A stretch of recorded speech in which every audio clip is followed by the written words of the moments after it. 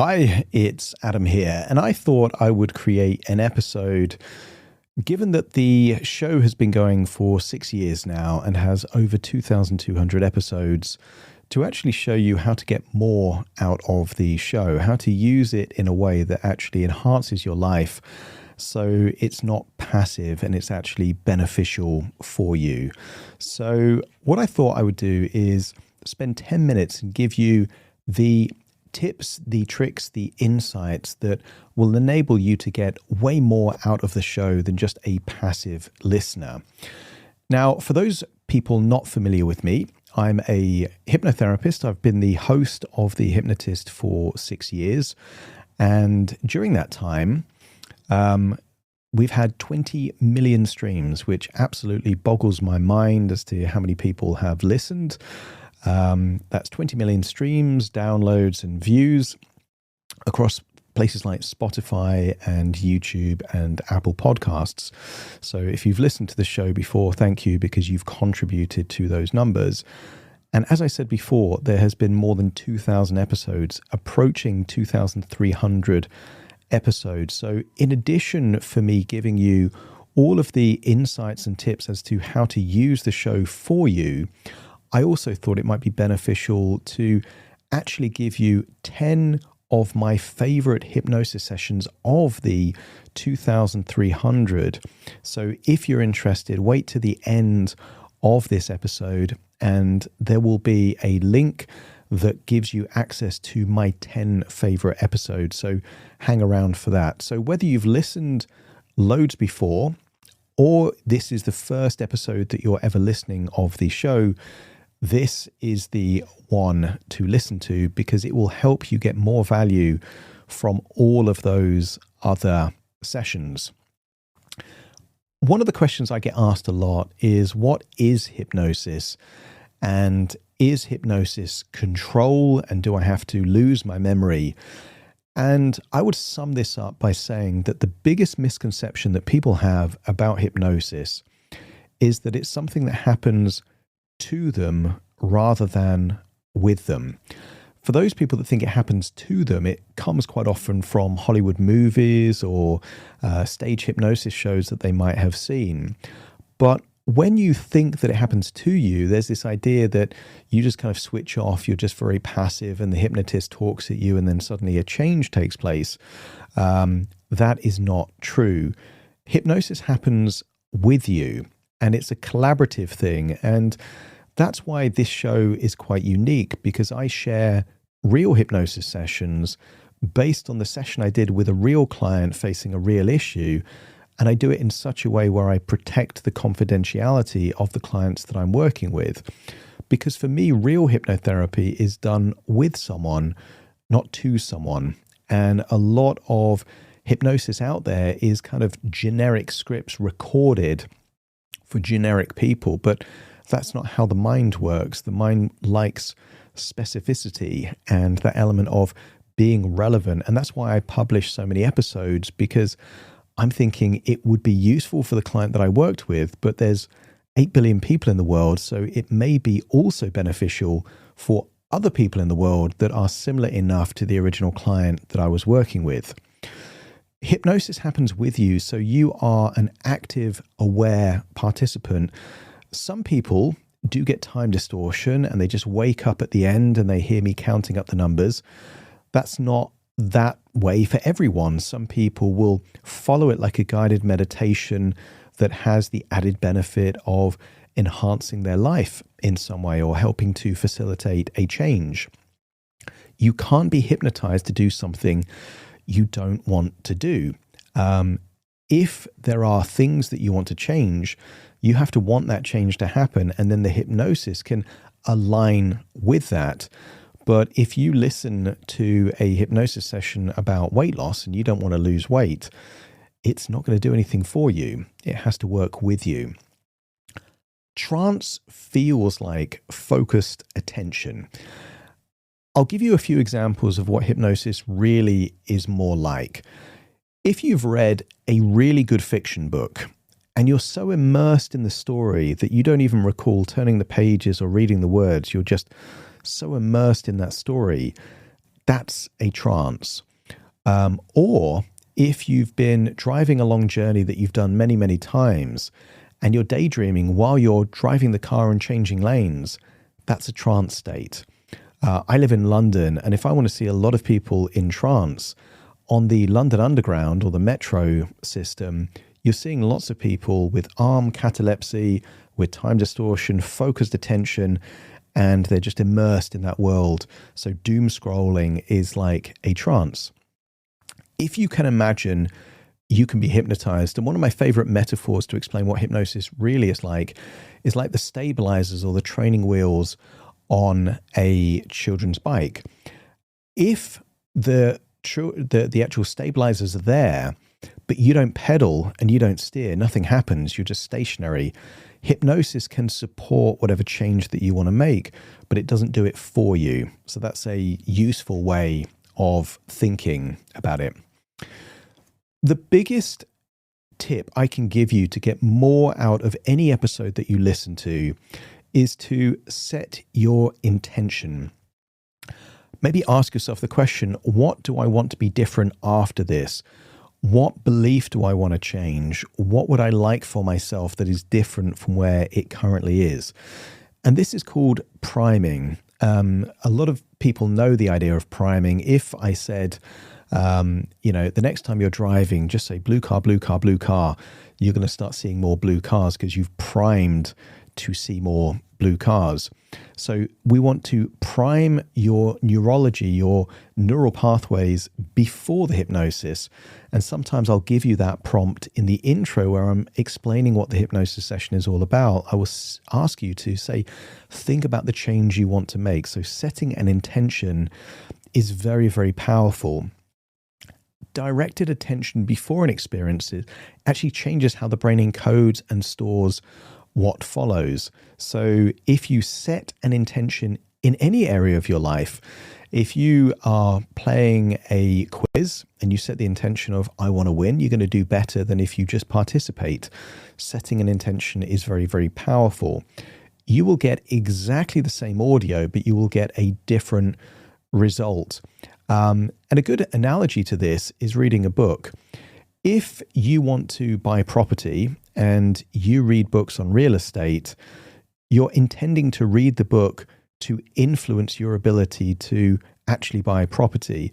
If you've got no intention of buying property and you just read a book on real estate, it's kind of a waste of your time because it isn't linked to an intention. So you would get exactly the same audio as everyone else, but by setting an intention, you're going to get so much more out of the session itself. Set the scene. Now, some people just listen. They listen right before they go to bed.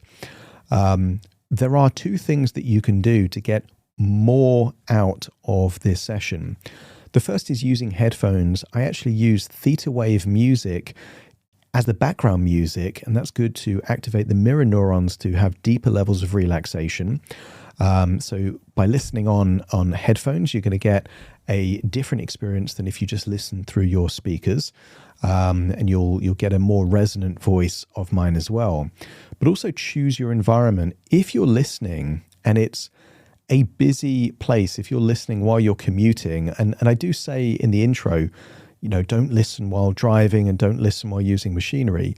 But beyond that, don't listen in a place where you're going to be interrupted or distracted or disturbed, because you're going to have one eye on other things that are going on. The ideal place is to find a place that isn't quite bedtime, but it is comfy and it is private. And maybe that's a sofa, and maybe that's a recliner chair, or maybe that is a place that you just feel that you're not going to be distracted or disturbed. That will give you more ability to really hone in. And just think about how my clients work with me. My clients aren't doing a session where they're in a busy shopping mall and then they just have their headphones and they do the session. They're in a private place with good internet, so they've got uninterrupted experience, and they're not expecting people to barge in on them while they're doing the session. So treat it like the original client treated the session, and you're going to get more value from the hypnosis. Now, this is the next most important way to get more value from the session, And that is work on one area in your life before moving on. Let's say that there are 3 things that you want to really change in your life. Maybe you want to lose weight. Maybe you want to be less anxious, or maybe you want to have a better relationship with money. And there's 3 things in your life that you want to change.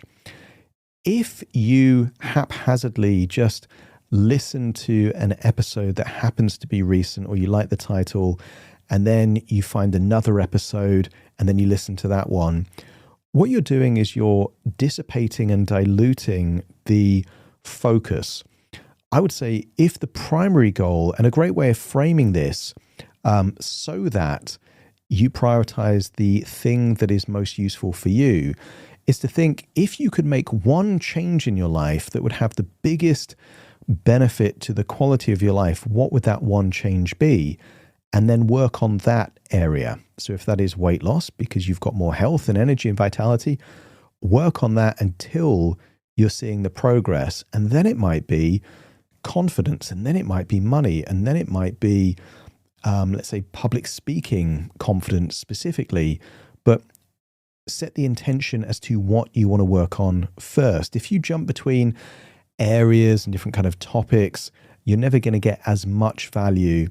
And you can think of this as kind of like a magnifying glass. If the magnifying glass skims over lots of different things, it doesn't really kind of condense the sun's rays. But if you get a magnifying glass and you hold it in one spot on a sunny day, the sun's rays actually come down and create a bit of a laser beam in that area. So you want laser focus. So pick one theme and stay with it. And either give it 2 or 3 weeks before you move on to a different area, or that you see the breakthrough that you're looking through, because you're building a neural pathway. You're not flicking a switch. And I also like to think that when you have a breakthrough in one area, then you've got irrefutable evidence of that change, and then you can make something else because you've already got evidence that change is possible. And then it becomes this kind of chain reaction of compounding chains. So results go deeper, not just wider. So focus on the most important areas before we move on to the next thing. Make the sessions your own. Now, I would say 99% of the sessions were created for someone else. Therefore, they're not always going to be relevant for you. So stay open to the intention. Think about what you want. Disregard any suggestions that don't really fit or aren't quite relevant for you, and hone in to the ones that are. Change sometimes feels uncomfortable. If you feel triggered by a certain area, or you feel inspired, quite often the clients that I actually work with on the other side of the camera, a lot of my sessions are over Zoom, they might have an ab reaction if they go back to a certain memory. They might feel liberated. There's a weight off their shoulders. They feel a somatic change. So mild discomfort or these ab reactions can be a signal of a breakthrough. And be discerning but not dismissive. I've had comments where there was like one thing in a hypnosis session that just wasn't right for them. And maybe I gendered the person I'm working with. I said he or she, and they're like, oh, it was amazing. But then he said this. Don't be dismissive. Just be discerning. If it doesn't quite fit with you, totally fine. Just ignore that and hone in on the things. You want to be panning for gold. Figure the suggestions or the metaphors that resonate with you, and you'll get more value from the hypnosis sessions. Because bear in mind that these sessions were created based on real client sessions. They paid for those sessions. You're getting the session for free. Therefore, it's never going to be as relevant for you as it was for them, because everything was created and customized for them. The session doesn't end when the audio does. The people that I've had the best feedback from, they, at the end of the session, reflect on the session. That's if they haven't already fallen asleep at that point. If you journal journaling alongside the hypnosis is a life hack. It's a superpower. So give yourself some opportunity to reflect, like what came up? What are you inspired to do? And there's an element, there's a window when it ends of self-hypnosis. If you decide or set an intention after the hypnosis session, that's still in that hypnotic window. So write it down if you can, or scribble it down, or set an intention or link it to a goal, and be specific. If you can link it to one thing that you're going to do differently as a result of listening to that session, because behavior is where the rubber meets the road. You can change how you feel, we can change a belief, but you're only going to believe it when you do something and experience something different. So what are you going to do differently is a nice place to think of there.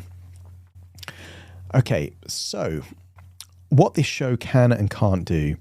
The recordings can create genuine lasting shifts. They can build new neural pathways over time. I've had numerous comments of people that have lost weight, slept better, quit smoking, not by working with me directly, just purely by listening to the very podcast that you're listening to now. And it's very, very broad because I work with a broad client base. And these sessions are available at completely free. I'm a big believer that I believe in karmic marketing. If I put a lot of stuff out there for absolutely free, even though it does require time for editing and publishing and the management of that, but some of you listening will think, oh, okay, this has been useful, but I want a more personalized experience. That's where I get my clients from people listening. And many people listen to maybe 2, 3, 4 episodes. Maybe they listened for a couple of months and then they chose to work with me directly because they knew it would be more specific and relevant to them. What the recordings can't do is be customized for you. They were created for someone else. What you don't get in the podcast is the 40-minute conversation that I have with the client beforehand, where I'm asking very, very specific questions tailored to them. When I do the sessions live. I don't just send them a recording, I'm seeing them on my screen. So if I notice a facial expression or some kind of response or micro expression, I can change the actual direction of the hypnosis session in real time. And I can really challenge a belief system even before the hypnosis starts. A lot of my clients say that actually they find the 40-minute conversation before the hypnosis sometimes just as valuable or even more valuable than the hypnotherapy session itself. Recordings are never going to replace one-to-one clinical hypnotherapy, so bear that in mind. But it is free, it is accessible, and if you like the idea, because sometimes Spotify has ads on these, there is a subscriber version, which is only £5 a month or about $6 a month, and then you can listen to all of my recent recordings without the intro, without the outro, and without any ads. So that's worth considering as well. Okay, what I'm going to do for you is give you my 10 personal favorite episodes. So if you click the link in the show notes, that's going to give you access to more information. And on there is going to be a link to my 10 favorite episodes. And some of these have been inspired by movies or clients that really resonated with me, or the ones that I listen to again and again. And believe it or not, I do listen to my own podcast, as sad as that may sound, because I find it useful for me. If I want to do self-hypnosis on myself, I record it and then I listen to it back. So by clicking the link in the show notes, within the space of about 1 minute, you can access the 10 episodes, which are my absolute favorites. And it's a great place because I've published 2,300. So therefore, you get the 10 hand-picked episodes. You get them instantly. You can kind of stream them. You can bookmark the page. You can always find them. That might be useful. And if you want to figure out if hypnotherapy could be useful for you, I also have a free webinar. So you can actually find out very quickly, are you a good candidate for hypnosis? And are the kind of changes you want to make the kind of changes that hypnosis can help for? And in fact, that webinar will also help you to get more value from the podcast, even if you don't work with me directly. So thank you for giving me your time and attention. Check the show notes for this episode. I think you click more info or learn more. There's something connected to the episode on your phone or your tablet or your PC.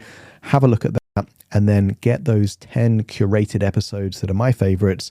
And that's a nice place to start. And in terms of the other thing that can be very useful as a final tip, is that on most podcast platforms, you can create a playlist. So if you have your own favorites, so you don't have to find them again, create a playlist within Spotify or Apple or whatever it might be, and then save your favorite episodes there so you don't have to try and find them again and again. So that's a final bonus tip. Thank you for giving me your time and your attention. I hope you enjoy the show. If you've enjoyed this, please give me a 5-star review because it's good for the algorithm and it actually helps other people find out about the show as well. And don't forget those 10 curated episodes, you're one click away from getting them. Check them out. And thanks again for your time and attention. Take care.